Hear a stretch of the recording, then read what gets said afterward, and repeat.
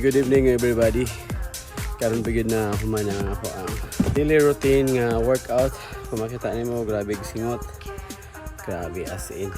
I'm proud kay ko kay naka 10 rounds ko.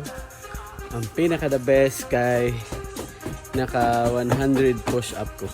So actually 50 ra gyud ako ang daily routine nga push up, but kanabang gingon nila limitless. So akong gitry gyud og push until nga nag 100, and then kaya man dai, no? So mao na pud na ang i-develop na ko nga habit